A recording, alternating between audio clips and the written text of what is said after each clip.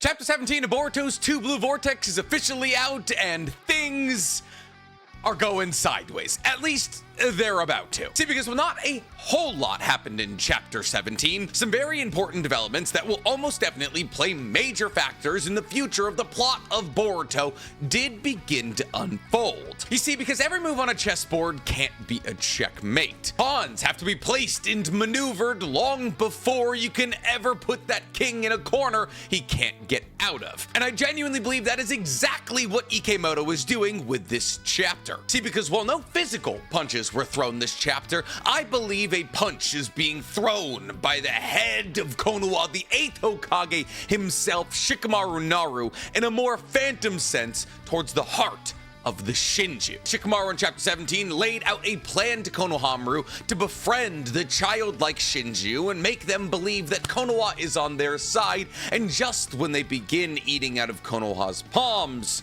to stab them in the back. And to any longtime readers or watchers of Naruto, this felt odd. See, in a world that revolves around ninjas and therefore should be filled with underhanded tactics, when was the last time the good guys did anything even remotely underhanded? Yes, we've seen tons of underhanded tactics used throughout the duration of Naruto, but almost always on the side of the antagonist. Kabuto digging up the grave of Hashirama to make sure that the Madara he brings back with Edo Tensei a forbidden jutsu has Hashirama's cell and therefore a ton of chakra and a healing factor. Orochimaru ambushing Itachi to try and take over his body to use as the perfect vessel. Kisame climbing into Samehada knowing damn well Killer Bee would take Samehada after Kisame's supposed defeat so Kisame could spy on the hidden cloud. Every single one of these circumstances revolves around an antagonist, and not only that, an antagonist who later dies. Or an infinite genjutsu designed to make the person casting it realize that they've been trying to mess with fate and that fate should never be altered. Which, like, I don't know,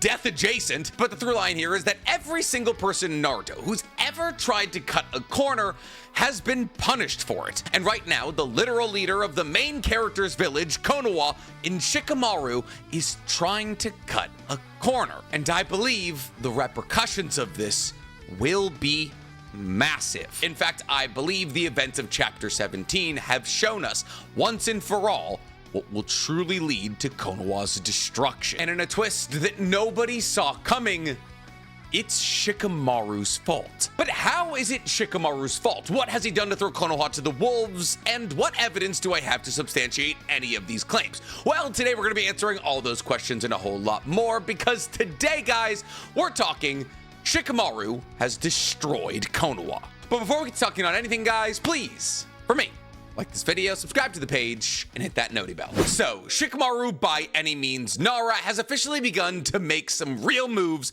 as the Hokage. And for a guy who refuses to acknowledge the fact that he is the 8th Hokage and still says that he's just standing in for Naruto, him being entrusted to lead Konoha in arguably one of its most stressful times in history isn't great. Yet there is very few people in Naruto as a story that I would trust more to lead Konoha than Shikamaru. As time and time again, it's been established that Shikamaru is one of, if not the most intelligent person in the entirety of the Naruto universe. In IQ, EQ, and tactical intelligence, really nobody rivals Shikamaru. However, unfortunately, this isn't really a universe that believes in intelligence, at least in the practical sense. See, because while I'm not going to sit here and say that Naruto is dumb, I don't think any of you would call me out if I said that Naruto is by far and away not the most intelligent person in the Naruto universe. And within the confines of Naruto's story, that aspect of Naruto is actually treated more like a plus than a negative. Because in the Naruto universe, those with astoundingly high IQs, those far beyond the average person in terms of intelligence, fall into one of 3 categories: evil, ambiguously moral, or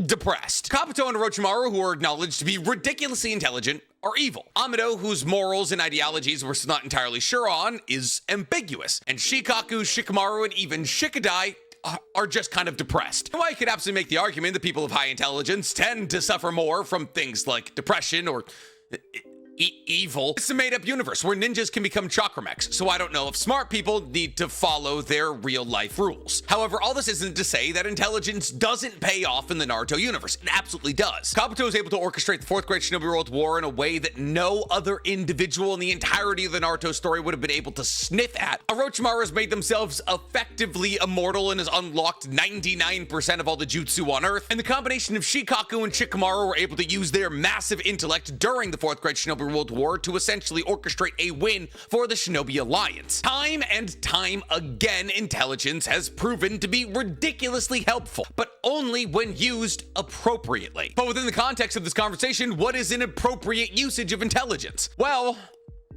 intelligence that aligns with the moral standings of Naruto. That is to say, things like intelligent plans crafted by Shikamaru that Naruto would agree to. All other high-level uses of intelligence have led to either the demise of the person using that intelligence or to their reshaping as a character. In fact, over the duration of the 700 chapters of Naruto and the 97 chapters of Boruto, I can only think of one scenario in which high-level intelligence was used that Naruto wouldn't have agreed with that later down the line had no repercussions. And that circumstance was Shikamaru's battle against Hidan. While planning goes into every single battle, I think we can all agree that Team 10 plus Naruto and Kakashi's battle against Kakuzu and Hidan was undoubtedly the most well-orchestrated battle we've ever seen in Naruto. And yet that battle ends in a way that doesn't necessarily align with the values of the good guys, because that battle ends with the horrific massacre of both Hidan and Kakuzu. And the zombie duo are ironically the only two members of the Akatsuki killed by the good guys. Sasori and Deidara kill themselves. Nagato gives up his life using Rinne Rebirth to bring Konoha back to life. Konan dies in battle against Obito. Obito gives up his life to save Naruto. Izami lets himself be eaten by sharks. Itachi dies in battle against Sasuke. Orochimaru is killed by Sasuke and then killed again by Itachi. And while Black Zetsu is thrown into the giant six-pack Shibaku Tensei, technically by Naruto, is Black Zetsu a person? Thus, the only two members of the Akatsuki, and therefore really the only two antagonists in Naruto that are openly killed by the good guys are Hidan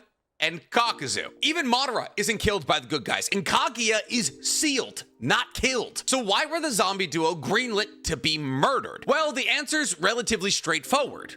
They were irredeemable. See, redemption is a gigantic talking point in Naruto. See, whether it be Kabuto, Orochimaru, Nagato, Konan, Obito, basically every character that gets the chance goes through a redemption arc. However, that possibility was never afforded to the zombie duo, because they, probably more than every other antagonist in the story, were just straight up evil. Not broken heroes like so many of the other antagonists, just actually clinically evil. And so their murder could be greenlit. And you want to know how I know their murder was greenlit and approved by audiences all across the globe? One of the most talked about and edited moments in all of Naruto is when Shikamaru takes out Asuma's lighter, lights his ghost sensei's cigarette, and then uses that very same lighter to explode Hidan into smithereens. And if Hidan was a character that even one person believed could be redeemed at some point down the line, his absolutely horrific death wouldn't be nearly as popular. And that's the thing about Kishimoto, and now by extension Ikimoto's writing styles. Say what you will about plot holes or lost characters, there are very few people on this globe who understand the human scale of emotion and how to write a story that plays into said emotions than Kishimoto, and now by extension Ikimoto. Both of these writers have an exceedingly rare ability to identify exactly how they want their readers to feel in these certain moments and write a story that initiates those exact emotions, which is why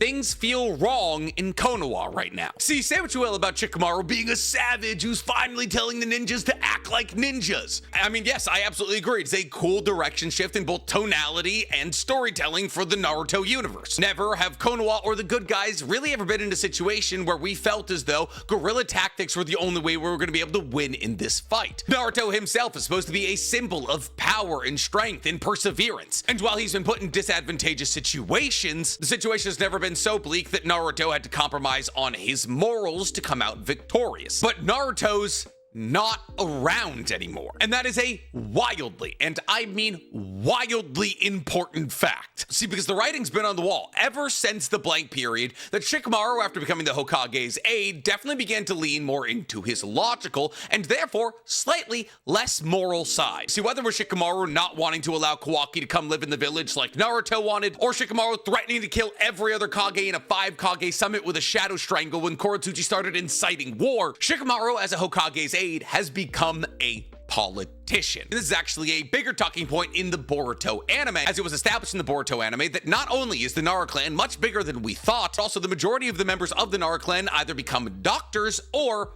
politicians, which is maybe where Shikamaru's proclivity for politicking came from. However, what's so interesting about the two scenarios that I just talked about where Shikamaru's more politicky side came out, those being in his second light novel when the Land of Stone daimyo was pushing Koratsuchi to incite war against the other shinobi villages, and the lead up to Kawaki being accepted into the Uzumaki household, in both of those scenarios, the solution ended up being Naruto. In the Kawaki situation, Naruto identifying with Kawaki's backstory and therefore trying to teach Kawaki what love feels like for the first time in his life led to Naruto accepting Kawaki into Konoha and his family. And while that had downstream repercussions, it didn't lead to Kawaki being consumed by Jigen and then Jigen destroying the entire globe. So it was a win, not a 100% win, but it was still a win of sorts. I mean, when the losing situation is quite literally the globe gets consumed by an Otsutsuki, we'll take whatever win we can get. And in the case of Shikamaru's light novel, after a ridiculous amount of politicking, Shikamaru was able to bring every single leader in the entire continent that the Land of Fire exists on into one gigantic convention where Shikamaru orchestrates putting Naruto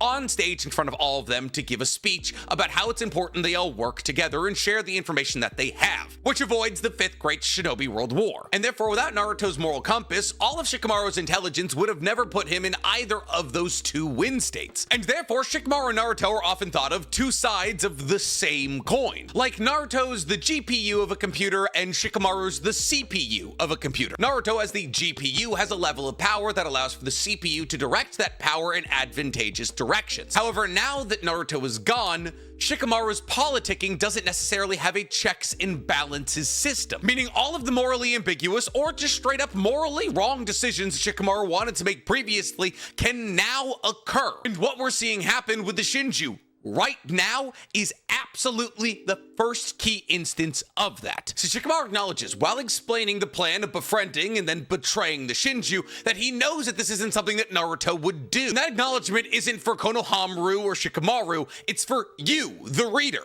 Well, it's more like it's for you, the reader, who has trouble reading between the lines to identify subcontext. So this moment right here is supposed to, in big, red, flashing lights, say Naruto wouldn't do this. It's like when you're playing an RPG and you make a decision and the entire group says, ooh, didn't like that. It's a morals check that essentially says, hey, if you want to keep being considered the good guy, you shouldn't make these decisions. And this point gets hammered multiple times. As Shikamaru, over the course of his conversation, not only tells Konohamaru that I know Naruto wouldn't approve of this, but he also has to tell Konohamaru multiple times throughout their conversation to steal his heart. He tells Konohamaru, if you truly believe the Shinju are our enemy, we have to do whatever we can to defeat them. And while on the surface level, that sounds correct, right? The Shinju are a threat and therefore we need to eliminate them. The fact that Shikamaru has to tell Konohamaru to swallow his own moral compass when Konohamaru is somebody who's actively trying to be as close to Naruto as possible, supposed to once again wave a big, giant red flag in our face saying Shikamaru may not be making the right choice right now. Because let's say hypothetically, Team 7 and 2/3, like Shikamaru wants them to, is able to befriend Matsuri and Ryu. And then immediately after befriending these two, Team 7 and 2/3